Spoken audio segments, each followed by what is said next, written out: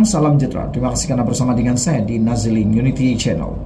Isu yang paling hangat pada pagi ini ialah berkaitan dengan siasatan SPRM terhadap Tun Daim Zainuddin. Ini telah menjentik Tun Mahathir Mohamad sendiri sehingga beliau memberikan keputusan ataupun komen yang paling panas sekali.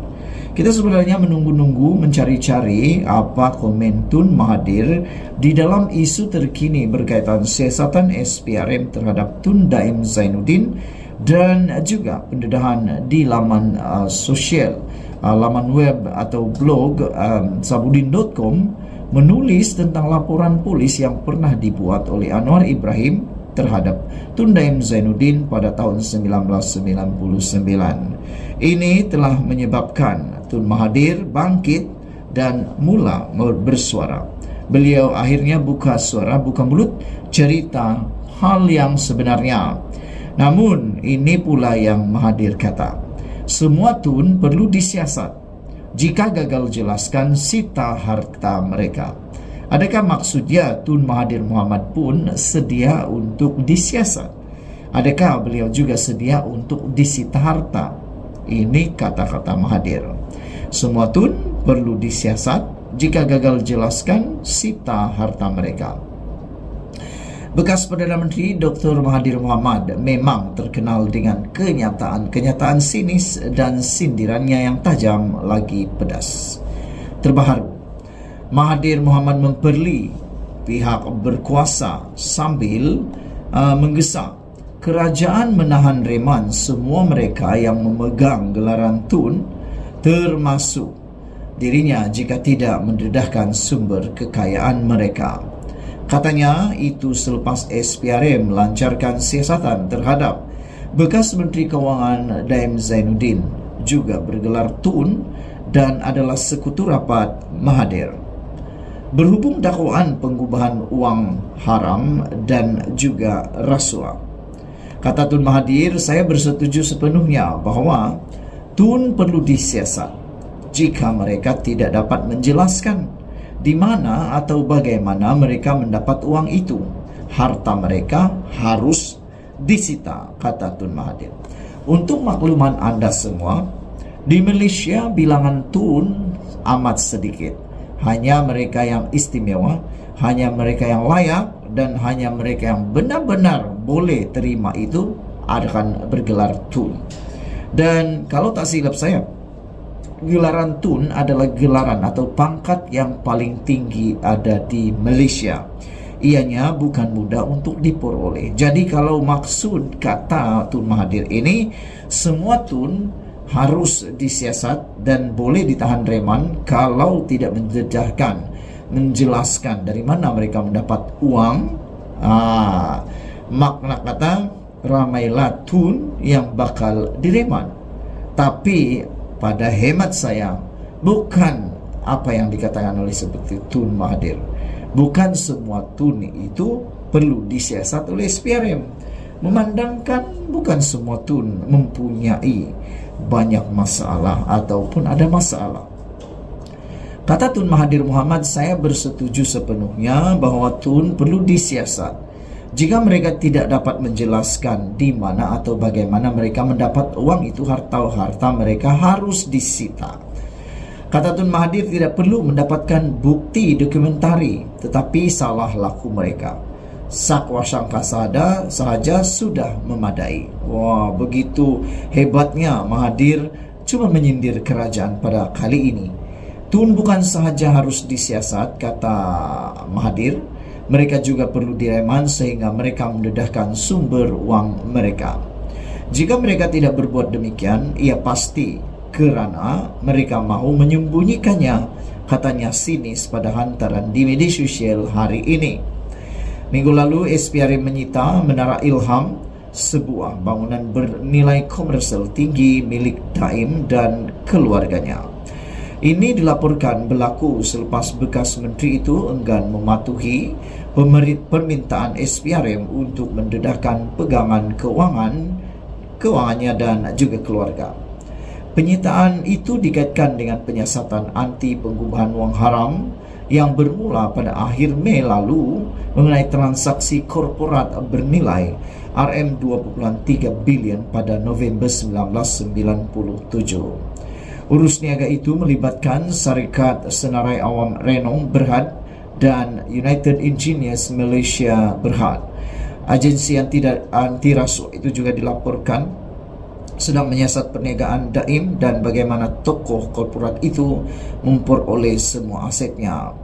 Mahathir pada catatannya hari ini secara sinis berkata, rasuah mesti dibenteras dengan apa cara sekalipun, melainkan peguam negara percaya tuduhan itu bermotifkan politik.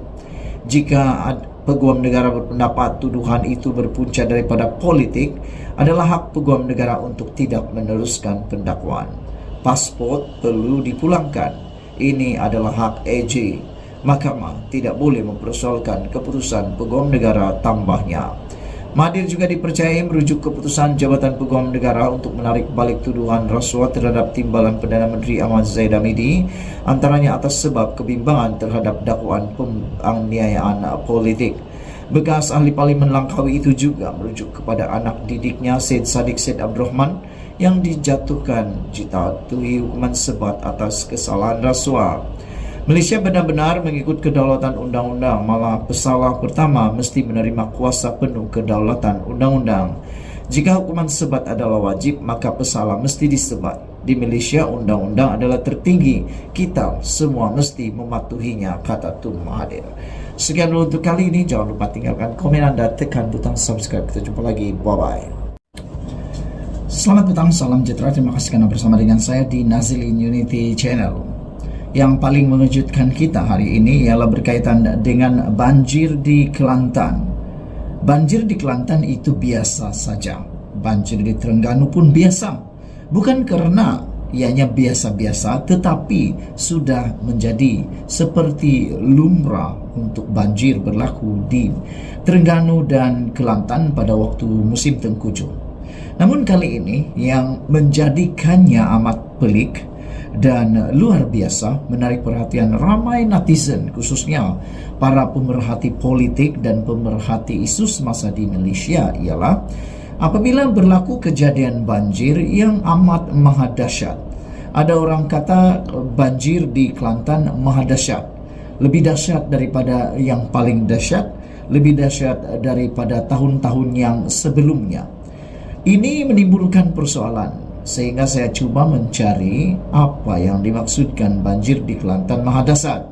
Rupa-rupanya ini yang menyebabkan netizen menggelar, mencop ataupun mengisytiharkan banjir di Kelantan adalah maha dahsyat pada tahun ini kerana rumah Menteri Besar Kelantan sendiri dinaiki air. Bayangkan saudara-saudara sekalian, rumah seorang menteri besar boleh dinaiki air. Bukankah itu sesuatu yang dahsyat? Kata para netizen, khususnya bagi mereka yang menjadi seteru kepada PAS. Mereka kata, bagaimana rumah seorang menteri besar Kelantan boleh dinaiki air? Itu yang menjadi persoalan ramai. Di mana kedudukan rumah Menteri Besar Kelantan ini sehingga boleh dinaiki air, kata mereka lagi. Ataukah ada penyebab yang lain, kata mereka. Kebiasaannya banjir ini hanya kena disebabkan beberapa hal, termasuklah kegagalan pembentungan, kegagalan pengairan, dan kegagalan saliran. Jadi adakah itu menyebabkan rumah Menteri Besar Kelantan dinaiki air? Rumah Menteri Besar Kelantan Muhammad Nasruddin Daud di Kampung Meranti, Kota Baru turut dinaiki air akibat banjir yang melanda beberapa negeri di semenanjung Malaysia.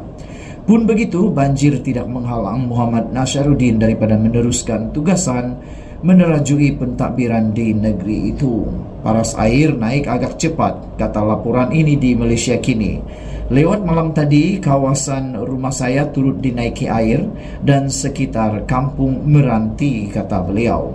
Alhamdulillah, pagi ini masih dapat melaksanakan tugasan rasmi kepejabat untuk memimpin mesyuarat Exco Kerajaan Negeri Kelantan di Kota Darul Naim, katanya pada satu hantaran di media sosial hari ini.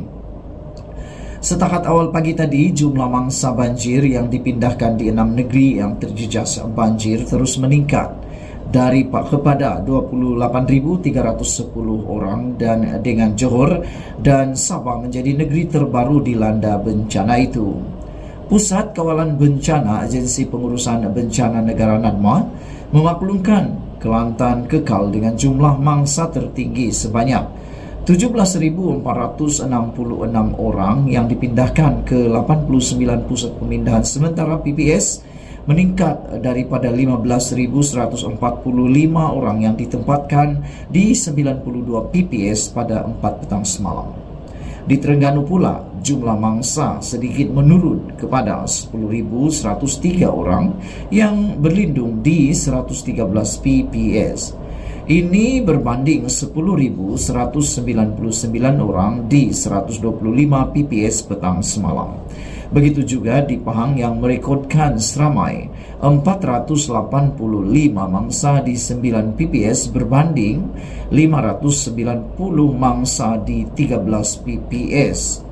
Selangor pula dengan 4 mangsa yang ditempatkan di PPS daerah Kuala Langat, manakala 2 negeri terbaru dilanda banjir yaitu Sabah dan Johor masing-masing merekodkan seramai 169 mangsa di 3 PPS dan 83 mangsa di sebuah PPS.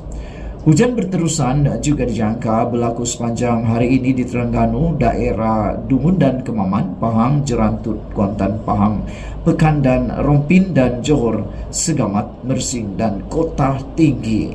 Saudara-saudara sekalian, beberapa komen daripada netizen tentang isu kali ini ialah mereka bertanya kenapa rumah Menteri Besar Kelantan boleh dinaiki air. Kata mereka amat mendukacitakan kerana rumah orang paling penting dan besar di Kelantan boleh pula dinaiki banjir.